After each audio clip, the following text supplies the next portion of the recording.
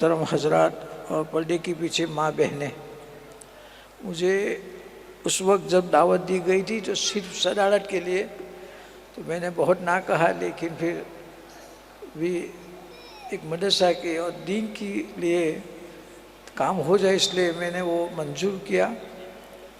بہرحال ایک بات صاف ہے کہ مجھے بیان کرنے کی عادت نہیں ہے اور بیان کرنا آتا بھی نہیں ہے۔ یہ تو اللہ جس سے چاہے کام لیتا ہے اور اللہ کام مقصود ہے۔ ہاں، جو بھی کام ہو جائے دین کا وہ انفرادی طور پر آدمی اپنے لیے کرتا ہے کہ میرے لیے بھی جنت میں اللہ راضی ہو جائے، مغفرت ہو جائے، اللہ مجھے بھی توفیق دے، کسی نیت سے ہم کام کر رہے ہیں۔ بہرحال ماشاءاللہ یہاں آنے کے بعد بڑی خوشی ہوئی، اور یہ جو مدارس ہے وہ خاص طور پر جو بچیوں کا ہے، عورتوں کا ہے، وہ پہلا مدرسہ ہے۔ ماں کی گود جو ہوتی ہے اس میں بچہ کی پرورش اسی وقت سے شروع ہو جاتی ہے۔ ماں کے پاس تقوی اور طہارت، امانت اور صداقت ہوتی ہے، اور جو اوصاف اللہ کو مطلوب ہے اگر وہ صفات ہوتی ہے تو ہونے والا بچہ اور پھر اس کی پرورش پانے والا بچہ، اس گود سے جو تربیت ہوتی ہے وہ ہمیشہ اسی پر قائم رہتی ہے۔ اب ہمارے دین ہو ہمارے پاس، اور آج کل کے جو رواجات ہے اور جو حالات آپ سب اس سے واقف ہے، اسی میں وہ بچے، ماں بھی ایسی ہوگی، اسی میں بچوں کی پرورش ہوگی، تو دین کی بقا کا ایک بہت بڑا مسئلہ ہے۔ بہرحال دین کی حفاظت کا تو اللہ نے وعدہ کر لیا ہے، لیکن اس کی ہم خوش نصیب ہوں گے کہ اس کے ایک کڑی بن جائیں گے۔ جیسے ساکر ہوتی ہے اس میں ایک دوسرے کر کے قیامت تو یہ اللہ کا احسان ہے۔ کوئی بادشاہ کا وزیر یوں کہے یا غلام یوں کہے یا اس کا نوکر یوں کہے میں بادشاہ کا غلام ہوں، لیکن اس کو یہ یاد نہیں کہ بادشاہ نے تجھے پسند کیا ہے اس لیے تو غلام ہے، تو کس بات پر غرور کر رہا ہے۔ بہرحال اللہ کے وہاں قبولیت ہے، قابلیت نہیں ہے، تو ہم کو اللہ تعالیٰ دین کی خدمت ہر اعتبار سے ہم کر سکتے ہیں۔ اب ہمارے بچے ہیں، نونہال بچے ہیں، ان کی پرورش بھی اسی انداز سے ہوگی، ان کو عادتیں ویسی انداز سے ہوگی، تو انشاءاللہ وہ ہمیشہ مرتے دم تک دین اور ایمان کی حفاظت ہوتی رہے گی۔ اس لیے میری گزارش ہے کہ بڑی خوشی ہوئی، آپ لوگ بھی تعاون فرماتے رہتے ہیں۔ اب کام کرنے والے کوئی بھی ہو، لیکن جو کام ہے اصل اس کو لے کر بیٹھا ہے، اسی کے اوپر ہماری نظر ہونی چاہیے۔ اللہ ہم سب کو اس بات کی توفیق عطا فرمائے۔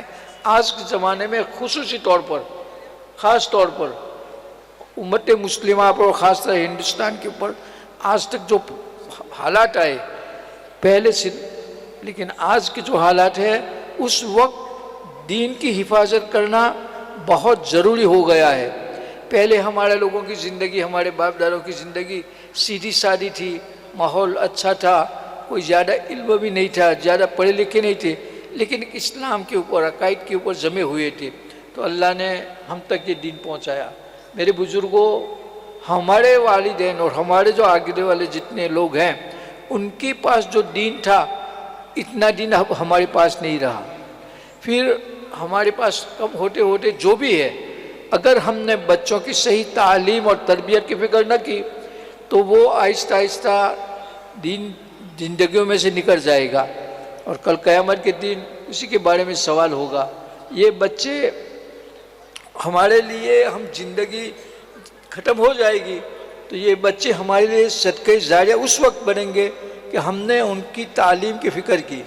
حضرت عبدالعزیز رحمۃ اللہ علیہ، جن کے زمانے میں بہت سارا ملک اسلام میں داخل ہو گیا تھا، تاریخ کتابوں میں آتا ہے کہ ان کے زمانے میں بہت پوری دنیا میں کافی ملک میں ہماری اسلامی حکومت تھی، اور اللہ نے بہت نوازا تھا۔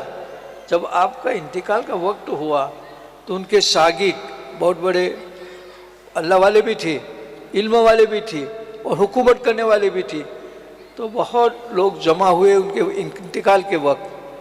اس وقت جب ان کو افاقہ ہوا اور آنکھ کھولی تو لوگوں نے پوچھا کہ حضرت آپ نے اپنی اولاد کے لیے کیا چھوڑا ہے؟ کوئی چھوڑا ہوا تو ہے نہیں، حالانکہ آپ نے پورا ملک اور پوری کافی علاقوں کے اوپر آپ کی حکومت ہے، تو آپ نے فرمایا میں نے بہت چھوڑا ہوا ہے۔ تو لوگ پوچھتے تھے کہ اچھا کیسا چھوڑا ہے؟ کہ میں نے بہت چھوڑا ہے ان کے لیے۔ پھر لوگوں نے پھر گسی آ گئی، پھر تھوڑی دیر کے بعد جب افاقہ ہوا تو کہ حضرت ہماری نظروں میں تو دیکھتے ہیں کہ بچوں کو کوئی آپ نے کچھ دیا نہیں ہے، ضرور آپ نے پوری حکومت کی، پورا ملک چلایا، لوگوں کا خیال رکھا، لیکن آپ نے اپنے اولاد کے لیے تو کچھ چھوڑا ہی نہیں ہے، وہ کیا کریں گے؟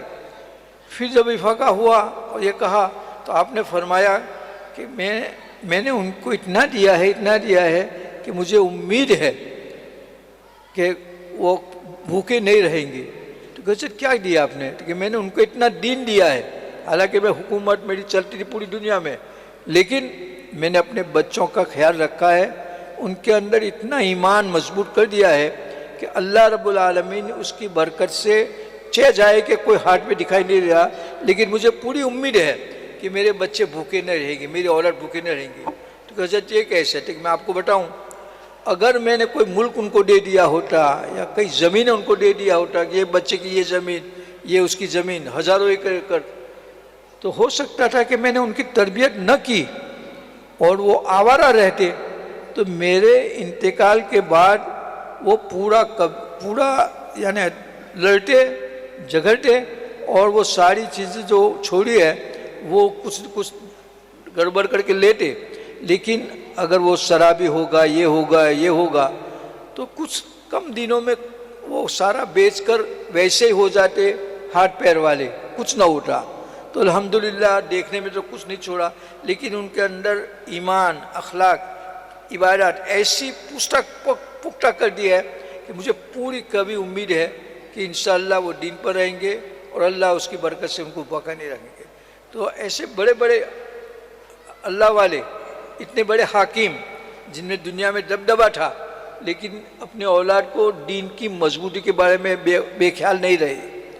اسی طریقے سے ہمارے حضرت یعقوب علیہ السلام جب ان کا انتقال کا وقت ہوا تو آپ نے اپنے بچوں کو بلایا کہ لوگوں، اے میرے بیٹے، میرے انتقال کے بعد آپ کس کی عبادت کرو گے؟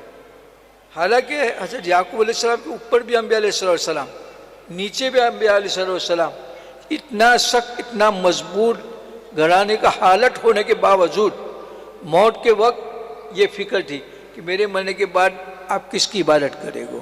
تو اس سے ہمیں زیادہ اس کے بارے میں سوچنا چاہیے کہ ہمارے پاس جو دین ہے اس کا کچھ حصہ اور فکر کر لی ہم نے تو ہمارے بچے انشاءاللہ ہماری نسلوں کی حفاظت ہو جائے گی۔ اگر ہم نے فکر نہیں کی تو ہمارے لیے صدقے جاریہ نہیں بنیں گے۔ ایک بچے کے بارے میں، اولاد کے بارے میں آتا ہے کہ وہ اچھا عمل جتنا بھی کرے گا اس کو اس کا اجر والدین کو ملے گا، چاہے وہ دعا کرے یا نہ کرے، کہ اس کے وہ ذریعہ بنے ہوئے ہیں۔ اس طریقے سے میرے بزرگوں، یہ بہت وقتی زندگی ہے۔ ایک پانی کی پرپورا جو ہوتا ہے کب ختم ہو جائے اس کو کوئی انداز نہیں۔